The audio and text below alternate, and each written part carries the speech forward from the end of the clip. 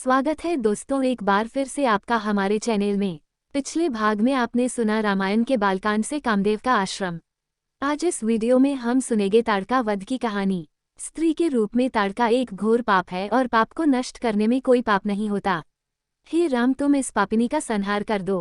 प्रातःकाल स्नान संध्योपास नदी कार्यों से निवृत्त होकर राम और लक्ष्मण गुरु विश्वामित्र के साथ सरिता तट पर पहुंचे। एक वनवासी मुनि ने विश्वामित्र के साथ दो सुकुमार बालकों को देखा तथा उनका परिचय प्राप्त कर वे एक छोटी सी सुंदर नौक ले आए और विश्वामित्र से बोले, हे मुनिराज, आप इन राजकुमारों के साथ इस नौक पर बैठकर सरिता पार कर लीजिए।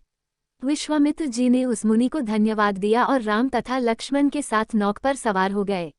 इस प्रकार वे सागर से मिलन की आतुरता में कलकलनाद के साथ दौड़ती जा रही उस नदी को पार कर गए। नदी के उस पार एक भयानक वन था। उस वन को देखकर राम बोले, गुरुदेव, ये वन तो बड़ा भयंकर है। सभी ओर से सिंह, व्याघ्र आदि हिंसक पशुओं के दहाड़ने और हाथियों के चिंघाड़ने की ध्वनि आ रही हैं। जंगली सुअर, भालू, वन भैंसे आदि वन्य प्राणी भ्रमण करते दृष्टिगत हो रहे हैं।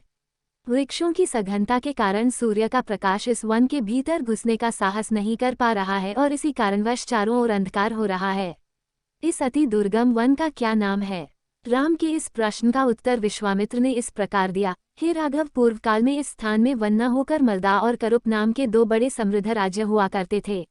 दोनों ही राज्य ऊंची ऊंची अट्टालिकाओं, वीथिकाओं तथा सुंदर पथों से सुशोभित थे तथा धन धान्य और समृद्धि से परिपूर्ण थे।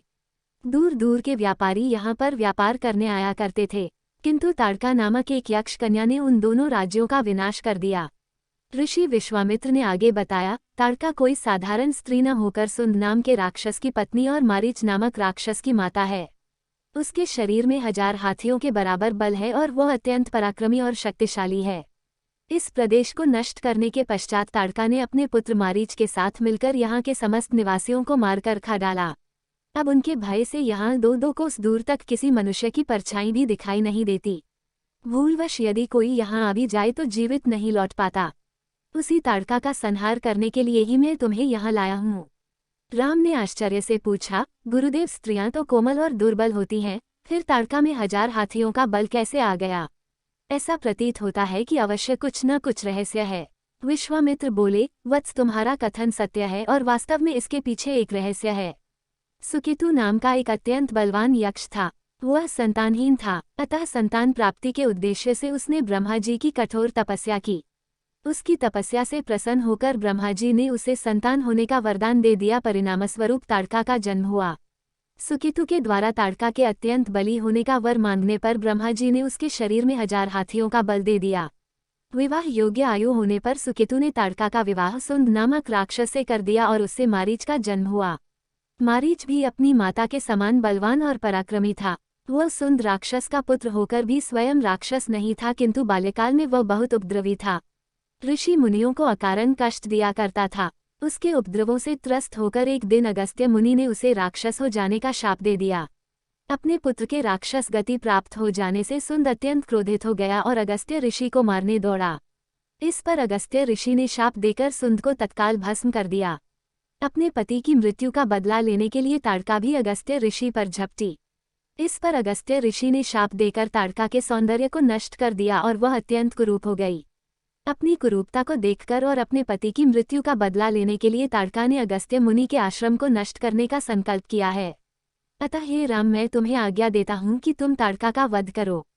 तुम्हारे अतिरिक्त इसका वध कोई भी नहीं कर सकता। अपने मन से यह विचार निकाल दो कि यह स्त्री है और स्त्री का वध मैं कैसे करूँ। स्त्री के रूप में यह एक घोर पाप है और पाप को नष्ट करने में कोई पाप नहीं होता। समस्त संशय को त्याग कर मेरी आज्ञा से तुम इस पापिनी का संहार कर दो। राम ने कहा, गुरुदेव, आपकी आज्ञा मुझे शिरोधार्य है।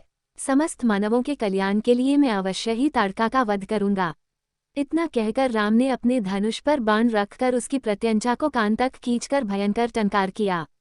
टंकार से उत्पन्न ध्वनि से समस्त वन प्रांत गुंजायमान हो उठा। वन्य प्राणी भयभीत होकर इधर उधर भागने लगे। इस प्रकार की अप्रत्याशित खलबली मची देखकर ताड़का क्रोध से भर उठी। धनुष ताने राम को देखते ही इस विचार से कि कोई अपरिचित कुमार उसके साम्राज्य पर आधिपत्य करना चाहता है, वह क्रोध से पागल हो गई। राम पर आक्रमण करने के लिए वह तीव्र गति से उन पर झपटी। ताड़का को अपनी ओर आते देखकर राम ने लक्ष्मण से कहा, हे सौमित्र, ताड़ के वृक्ष जैसी विशाल और विकराल मुख वाली इस राक्षसी का शरीर कितना कुरूप है। इसकी मुख मुद्रा देखकर ही प्रतीत होता है कि यह बड़ी हिंसक है और निरीह प्राणियों की हत्या करके उनका रक्तपान करने में इसे बहुत आनंद आता होगा। तुम एक तरफ सावधान होकर खड़े हो जाओ और देखो कि कैसे इसे मैं अभी यमलोक भेजता हूँ। विकराल देहधारिणी ताड़का अपने बड़े बड़े दांत चमकाती, भुजाओं को फैलाए हुए द्रुतगामी बिजली की तरह राम और लक्ष्मण पर अत्यंत तीव्रता के साथ झपटी। राम इस भयंकर आक्रमण के लिए पहले से ही तत्पर थे। उन्होंने तीक्ष्ण बाण चलाकर उसके हृदय को छलनी कर दिया।